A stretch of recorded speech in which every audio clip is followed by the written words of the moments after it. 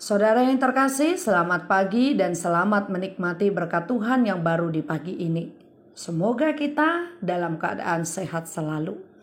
Sejenak kita akan mendengarkan firman Tuhan, namun sebelumnya kita berdoa terlebih dahulu. Kasih karunia dan damai sejahtera dari Allah dan dari anaknya Tuhan Yesus Kristus kiranya menyertai kamu sekalian.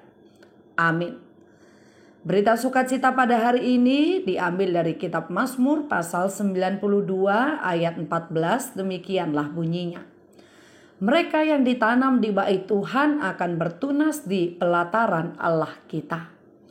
Saudara yang terkasih, Mazmur pasal 92 ini menceritakan bagaimana Israel yang penuh sukacita karena berkat Tuhan melimpah dalam hidup mereka.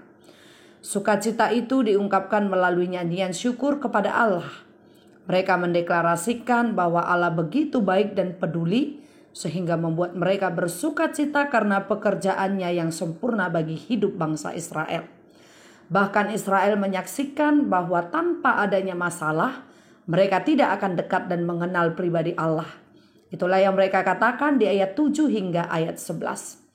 Saudara yang terkasih, teks kita pada pagi ini berkata bahwa orang yang senantiasa ditanam di bait Allah akan selalu bertunas di pelataran.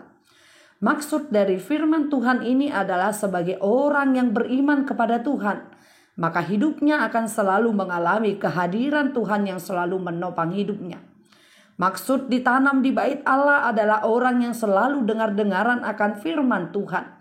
Dia tidak akan pernah jauh dari bait Allah. Karena itu adalah sarana bagi kita untuk menanamkan hal yang baik, yang sesuai dengan apa yang dimintakan Tuhan kepada kita pribadi lepas pribadi.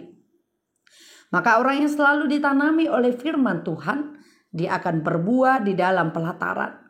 Pelataran yang dimaksud dalam hal ini adalah saat firman Allah bekerja pada hidup kita, maka itu hasilnya akan berbuah melalui pelayanan kita di mana saja kita berada.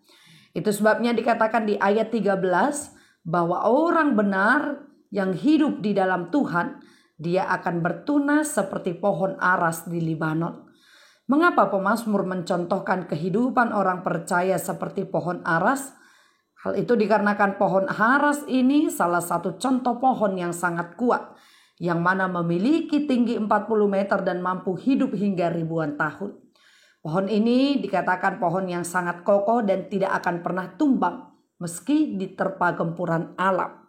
Hal ini menjadi gambaran bagi orang yang selalu dicekoki oleh firman Tuhan, bahwa sampai masa tuanya dia akan selalu berbuah di dalam hidup dan pelayanannya.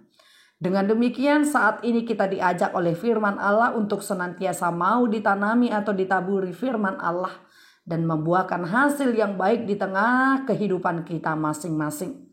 Berbahagialah orang yang mendengarkan firman Tuhan serta melakukannya dan memeliharanya di dalam hatinya. Amin, kita berdoa. Tuhan yang baik, kami bersyukur di kesempatan yang indah ini kami telah mendengarkan sabda firman-Mu. Kiranya Engkau selalu memberkati kami untuk selalu mau ditaburi firman Tuhan dan pada akhirnya dapat berbuah dalam hidup kami pribadi lepas pribadi. Ajari kami Tuhan untuk selalu mau belajar akan firman-Mu, agar kami semakin hari semakin peka terhadap kehendak-Mu. Berkati jemaat-Mu dalam segala aktivitasnya. Tambahkan berkat-Mu dalam kehidupan mereka Tuhan. Yang sakit dan yang bergumul Tuhan kuatkan. Yang bersukacita Tuhan sempurnakan sukacita mereka. Inilah doa kami yang kami panjatkan hanya di dalam nama Tuhan kami Yesus Kristus. Kami berdoa kepadamu. Amin.